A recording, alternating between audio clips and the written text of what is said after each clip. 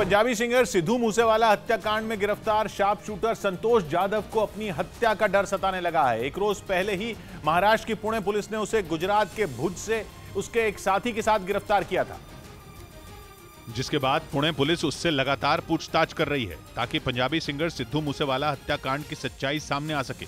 29 मई को पंजाब के मानसा में मूसेवाला की दिन दहाड़े बीच सड़क पर गोली मारकर हत्या कर दी गई थी। 2 गाड़ियों में आए बदमाशों ने मूसेवाला को गोलियों से छलनी कर दिया था। पुलिस का दावा है कि इस हत्याकांड में 8 शार्प शूटर शामिल थे, लेकिन 2 हफ्ते से ज्यादा का वक्त गुजर जाने के बाद भी अभी तक पुलिस के हाथ खाली हैं। सिर्फ पंजाब पुलिस ही नहीं बल्कि दिल्ली, हरियाणा और महाराष्ट्र की पुलिस भी इस हत्याकांड को सुलझाने में जुटी है। पुलिस का दावा है कि मूसेवाला को मारने के लिए अलग अलग राज्यों से शूटरों को बुलाया गया था और उनमें संतोष जाधव भी शामिल था, जो पुणे का रहने वाला है और महाराष्ट्र के कुख्यात अरुण गवली गैंग का गुर्गा भी है। आरोप है कि उसने 1 साल पहले पुणे में एक आदमी की हत्या कर दी थी, जिसके बाद से वो फरार चल रहा था और पुलिस काफी अरसे से उसकी तलाश में जुटी थी। इसी बीच महाराष्ट्र पुलिस को मूसेवाला हत्याकांड में शार्प शूटर सौरभ महाकाल और संतोष जाधव के शामिल होने की बात पता चली। फिर क्या था, पुलिस ने महाकाल को फौरन गिरफ्तार कर लिया और उसकी निशानदेही पर संतोष जाधव को भी गुजरात के भुज से धर दबोचा। पुणे पुलिस का दावा है कि संतोष जाधव भी लॉरेंस बिश्नोई गैंग का अहम सदस्य है और वो शार्प शूटर भी है और पूछताछ के दौरान उसने अपनी भूमिका इस जघन्य हत्याकांड में कबूल कर लिया है। लेकिन पुलिस की गिरफ्त में होने के बाद भी संतोष को अपनी हत्या का डर सता रहा है। उसे ये डर है कि लॉरेंस बिश्नोई गैंग के शूटर उसे मार डालेंगे ताकि सिद्धू मूसेवाला हत्याकांड का सच सामने ना आ सके। और इसी वजह से मूसेवाला की हत्या के बाद से ही संतोष जाधव भागता फिर रहा था। उसे इस बात का डर सता रहा था कि लॉरेंस बिश्नोई गैंग के लोग ही उसकी हत्या कर देंगे।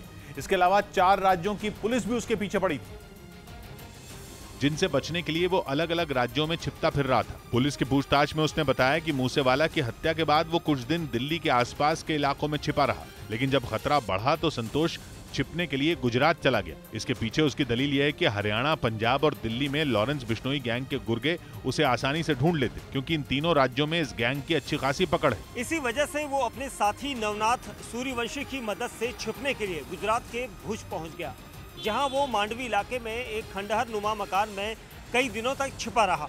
पुलिस और लॉरेंस बिश्नोई गैंग के गुर्गों को चकमा देने के लिए उसने अपना हुलिया भी बदल लिया था। दावा है कि इस दौरान उसके साथी नवनाथ सूर्यवंशी ने उसे एक सिम कार्ड के साथ एक मोबाइल फोन दिया था, जिसकी मदद से वो अपने साथियों के साथ संपर्क में था, जिनमें सौरभ महाकाल भी शामिल था। दावा है कि जब पुणे पुलिस ने सौरभ महाकाल से पूछताछ की तो उसने गुजरात में संतोष जाधव के ठिकाने का पता बता दिया, जिसके बाद पुणे पुलिस की एक टीम भुज पहुंची और फिर संतोष जाधव और उसके साथी नवनाथ सूर्यवंशी को पकड़ लिया। पुलिस का दावा है कि जिस वक्त संतोष को गिरफ्तार किया गया उस वक्त वो गहरी नींद में सोया था। पूछताछ में उसने बताया कि वो गुजरात से विदेश भागने की फिराक में था।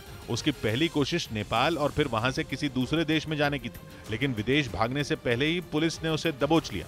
पूछताछ में उसने बताया कि वो सौरभ महाकाल के जरिए लॉरेंस बिश्नोई गैंग के संपर्क में आया और बाद में वो गैंग के लिए काम भी करने लगा।